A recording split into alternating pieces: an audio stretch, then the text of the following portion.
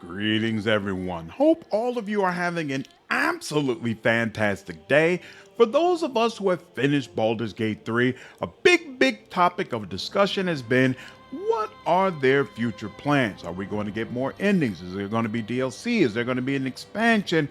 What is the definitive edition of this game going to look like? And Larian has been kind enough to give us a little view into what the future looks like and answer some of the fan speculation regarding the game. So I want to go ahead and dive into community update number 24, looking to the future. Hello all. Since launching last month, a lot of tweaks and updates can already be seen in Baldur's Gate 3.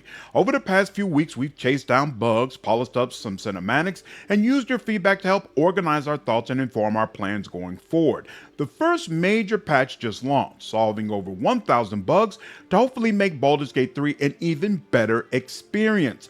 But it was still a patch designed primarily to squash bugs. So, to be clear, it fixed a lot of things, but I've heard a lot of feedback that people feel like it's also brought up some issues as well, which is what happens with bug fixes, right? You squash one issue and then a couple of more pop up. So good to hear that Larian is still going to be working on stabilizing and improving the game, because I think there's a lot more bug fixes and ironing out that definitely need to be done. We want to go further than that. We now find ourselves at a time where we're able to properly sit down and consider how to parse feedback beyond bug fixing and UX tweaks. Patch 2 is just around the corner, and while it does include bug fixes, it also includes substantial performance improvements for the first time since launch. Nice, it's a big deal. Perhaps more notably, we're adding better closure to the story's final act in the form of a more fleshed out ending for Karlach, something many of you have been asking for. I mean, I asked for it, but I wouldn't say that this is really at the top of my list.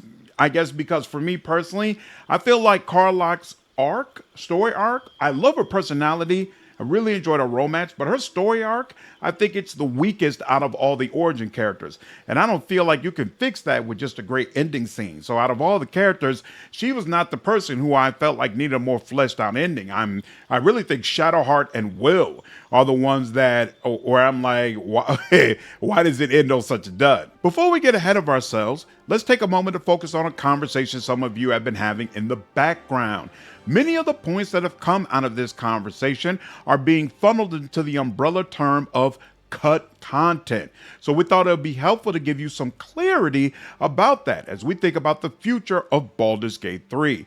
We went through many different threads and reviews with our community teams, and we think we've managed to truncate the discussion about cut content in Act 3 into 3 topics: performance, bugs, and user experience. So we'll start with performance. The city of Baldur's Gate itself is ambitious, technically, narratively, and in scope. One of the biggest issues with creating games is that technology is always trying to keep up with your ambition, and here we've been hit pretty hard by some setbacks. We know that Act 3's performance isn't as good as the first 2 acts, but the good news is that Patch 2 is bringing major performance improvements to the entire game, but more specifically to Act 3, where you'll feel it the most. We'll also be working throughout September to improve performance in Act 3 further with new technology that's been taking a bit longer to release than we expected. That's really nice to hear. Act 3, most of you probably already know by now, when you're going through it, you're going to experience a lot more crashes, a lot more graphical issues, audio issues where you're not able to select specific dialogue options, things of that nature. It's just a lot more of it. Like I said in review, I don't feel like it stops you from actually finishing the game. And while it does impact the enjoyment of it, it's not crazy to the point of what we've seen with some other games where they just had devastating launches where you could barely finish the game. Bugs. We've seen your reports about Act 3, and we are as frustrated as you are by bugs spoiling the experience. So we're dedicated to solving these quickly. And as you've noticed by our hotfix and patch rollout, we're getting pretty fast. And this is true. The support of this game has been absolutely fantastic. Our approach is that whenever blockers pop up, we either release a hotfix if a patch is not imminent, or include the fix as part of a patch if the patch is imminent. With patch 1, your experience should already be a lot better, with most big issues solved by at least a workaround. Patch 2 looks to further eliminate some of the major issues, including those found in Act 3. Some things that are currently being associated with cut content are actually things like companion reactions to events in the world that didn't trigger. These are being solved. Where there seem to be loose ends, we're tying them up. So this is actually a great call out because I'm definitely guilty of that. Feeling like Minthara, for instance, that her issues was cut content and that her character arc and romance arc just hadn't been fleshed out yet in the game, but it appears that that's actually not the case and it's just not triggering properly, but the content is actually there. So very exciting. Hopefully that means some of the major issues that are really important to me will get fixed much sooner than I actually thought they would be. User experience covers a lot of things, from how it feels to play the game to how you feel when you're playing it. Baldur's Gate 3 is a game 3 years in early access and 6 years in the making. Many of the building blocks or ideas, tests, or however you want to refer to the junk data that falls outside of what we ship with, can and is being data mined. That's okay, but it's important to understand that not every building block in the giant box of Lego is needed to create the experience we ultimately envisioned and intended over years of iteration. We've seen 3 types of complaints that are being referred to as cut content. The first references content that actually doesn't properly trigger because of a bug. For instance, some of Minthara's reactivity. We've located what's causing that and are working on it. Expect a fix for this soon. Fantastic. I'm taking this to mean that probably around the time patch 2 comes out, we'll finally get the full version of Minthara. I can't wait. I'm actually holding off on an evil playthrough until she is fixed, and I'm really excited to see what the evil Dark Urge playthrough is like in Baldur's Gate 3. So this is great stuff for me and what I want to do. The second is about the epilogue. What's been data mined is not really cut content, but content that we didn't want to release because we didn't think it worked. We're pretty strict with ourselves and our ideas. If it isn't good, if it isn't fun to play, it doesn't make it into the game. One of the reasons why we trimmed the epilogue is because we were afraid the ending cinematics were becoming too long and would detract from the epicness of the experience. But clearly not everyone agrees with us, so we're going to do something about it. I'm definitely on that list. I've never ever played a game where I was like, man, the ending for this is too long. Like, I can't stand this. It doesn't feel epic anymore. Hell no. Like, give me all the content you possibly can in my ending. I want to know what happens. Give me a proper epilogue that makes it absolutely clear what happens to these characters, especially since Larian isn't really known for providing a bunch of post-game content or post-game DLC. So this is probably it. What's in the game is what's it for these characters. Tell me how that story wraps up all the way fully. We've started expanding the epilogues, and you'll see the first results of that in patch 2 with the addition of a new optional ending with Karlach. It's fiery, poignant, and gives her the ending she deserves. That sounds interesting. The third is about the things we didn't actually plan for and those we once considered but ultimately didn't do. It was always our intention for the Upper City to be an epic cinematic epilogue bringing the story of Baldur's Gate 3 to a close. But we didn't talk about that in advance because it would have been a major spoiler. That's fascinating because I've heard a lot of people talk about they were really disappointed that the Upper City wasn't a place you could walk around within the game. And so it looks like Larian never really planned for that to be the case, but we were supposed to get it as part of the ending, which is definitely not the case right now. So hopefully this means that they're going to be working on that, and at some point the endings will be significantly expanded upon compared to where they stand right now. We feel confident that there's enough content in Baldur's Gate 3 and the city itself clocking in weeks-long playthroughs at a time, that's for sure. But that's not to say Baldur's Gate 3 didn't see cuts just as every game. It's just important to know that what ultimately shipped was planned long ago and functioned primarily of making Baldur's Gate 3 fun to play, not for us to close development quickly. Baldur's Gate 3 is a game with many release dates, and despite us moving its launch up by around a month, it's still a couple couple of years late. It was late because we grew teams, ambitions, and ideas in function of it being the best game it could possibly be.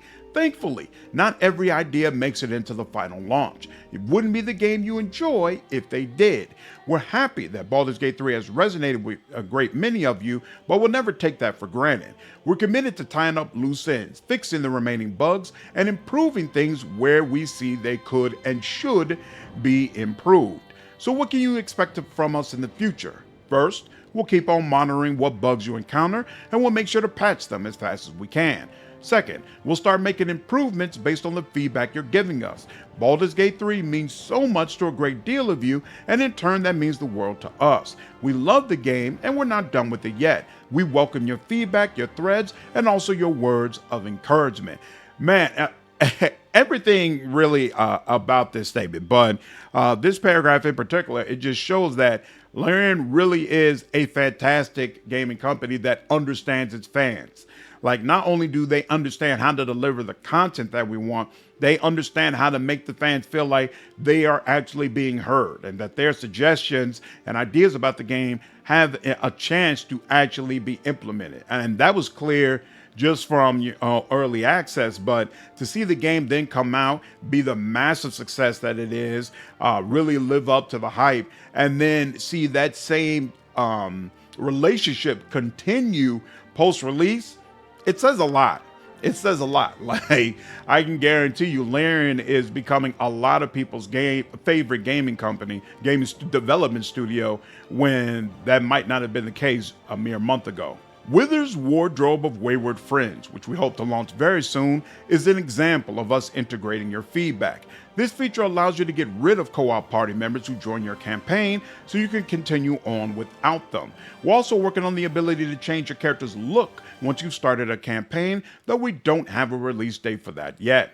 There will be more. You can expect us to come with modding support at some point too. That should be fascinating. Obviously, the mods have already gotten their hands on the game, and there are a bunch of fantastic mods that I'm looking forward to playing around with, but it'll be really interesting to see what they can come up with when they have support tools that allow them to really run wild. Once again, thank you for giving us so much feedback. It's incredibly motivating for us and drives us to do better and better. We've been asked if we're going to be patching in the cut content. We think we understand where that question comes from now. We're going to be looking at Act 3, figuring out how to make the final act and epilogue land in a stronger way. But there's more than that. Carlock's new ending, our performance fixes, and our event trigger solutions are the first step in doing that. These are coming with Patch 2.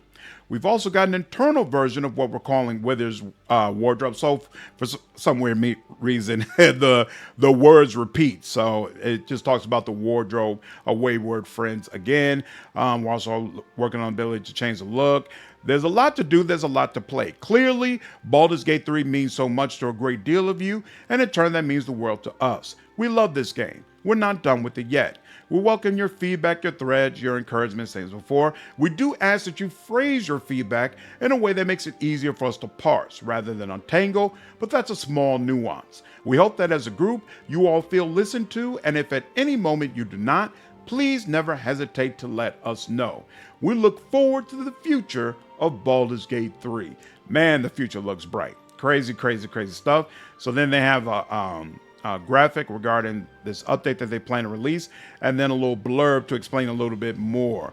Offline friends sticking around and disrupting your party, frustration be gone. Your favorite skeletal weirdo has cooked up a solution in the form of Wither's Wardrobe of Wayward Friends. It's no anomaly. Simply place any unwanted party members in this peculiar piece of paranormia, and they'll be out of sight and mind until the jolly cooperation continues. Coming soon to a major patch near you. Interesting. So I don't know what this is supposed to be referencing. I guess people have been playing in co-op. They've been having issues when people jump into their party as far as trying to remove those people out of their games. I haven't played around with co-op much because this first playthrough that we're doing on the channel, of course, it's a live stream, and I wanted it to be easy for people to be able to follow along with the story. But once we finish the Shadowheart playthrough, I'm actually going to go straight into streaming another Baldur's Gate 3 playthrough, where I'll be doing an evil playthrough of Will. and that'll be the one where everybody can jump in and we'll play around a lot more with co-op. But anyway, I think this is a fantastic update. Really makes it clear that Larian has been listening to their fans and understands what the discussion right now is regarding Baldur's Gate 3, and that while people are absolutely enjoying the game, it's a fantastic game, there are definitely some areas to improve, and they're focusing on making sure they're improving. I mean, just all the way around. Once again, the future looks bright. So definitely looking forward to seeing what they come up with. Hope you all enjoy this video. Take care.